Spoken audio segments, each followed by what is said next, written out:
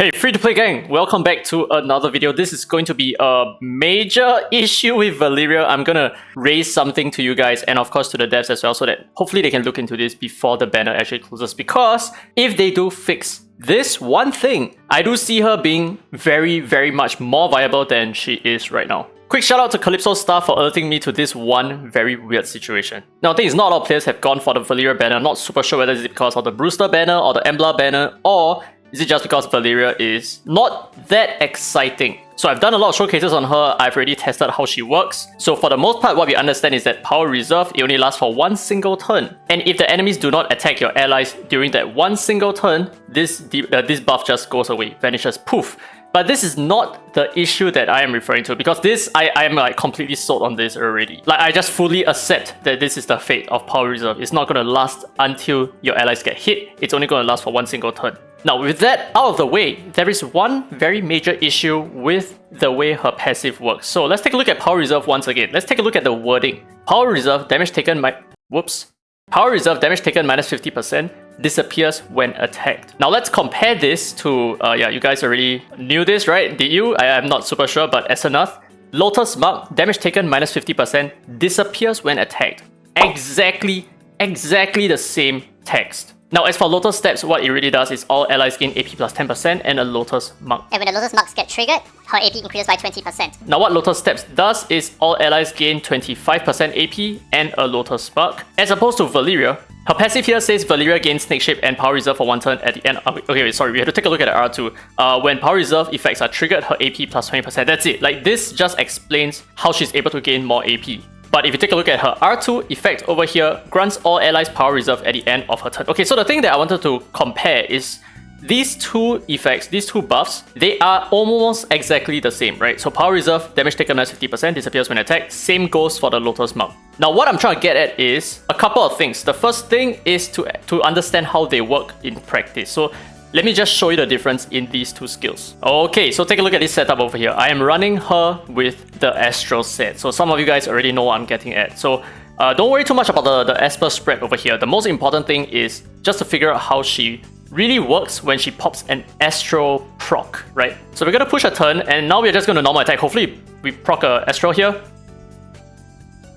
Okay, we didn't proc Astral over here. We need to do this again. Okay. So here comes the Astral proc. Now, pay close attention. We are going to use our turn again. We are going to attack something else here.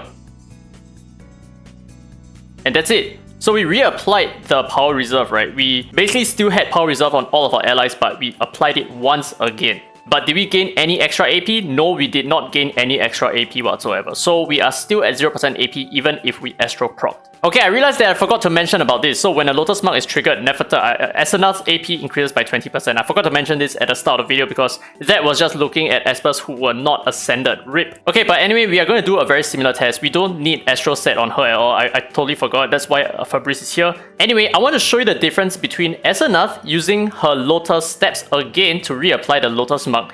And you'll notice that there is a very stark difference, even though the wording is completely the same, right? The wording of the Lotus Mark is completely the same, but there's a very big stark difference between how Lotus Mark works versus Valeria's Power Reserve from her Plume Feather skill. So we're gonna give her a new turn, right? Now pay attention, we're gonna use our Lotus Steps again, reapply the Lotus Mark, even though Lotus Mark was not triggered this way, right? Because, you know, it disappears when attacked, so that's how you trigger it. But even though we didn't trigger it this way, we gain a brand new turn again. Do you see that? We gain 5 stacks of 20% AP up on Esenath. So we can actually take yet another turn because we reapplied all of these buffs. So that triggered all of these buffs. So what I'm trying to get is, I'm a little bit disappointed that Valeria, even though she has the exact same skill tooltip, she does not work the same way. So what I expected is, if she were to Astral proc and reapply all the Power Reserve, that will instantly give her another 100% AP, which would give her a brand new turn. So, for example, if she takes the first turn, she Astral procced into the second turn,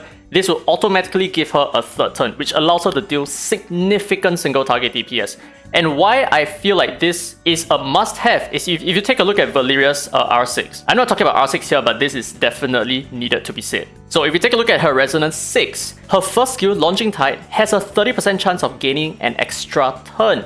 So what's the point of gaining an extra turn if you're not going to be able to consume the power reserve instantly, right? Because you're gaining a new turn instantly so that you can give yourself yet another turn. I feel like if this skill works so well with the power reserve, then she actually becomes very, very interesting and very much needed at R6 as well. I feel like that changes her kit entirely, and it's all because of her passive. So the thing is, even though her passive kind of sucks in the sense that once your allies take a turn, that's it, right? Yes, I do see that there's a major setback to her usefulness, but the thing is, if she's able to perform so well by just reapplying power reserve when she procs an astral set, then on top of that, at R6, she becomes amazing, and I feel like this should have been her kit in the first place. Okay, I mean, to be fair, what I really feel is that power reserve shouldn't even disappear after one turn, right? So yeah, major rip on Valeria and honestly the development of her entire kit, because knowing that her power reserve doesn't work the same way that Asenath is, and I assume that this is how she was developed to be, then why is it that she even has such an R6? Like, what exactly is the point of gaining a new turn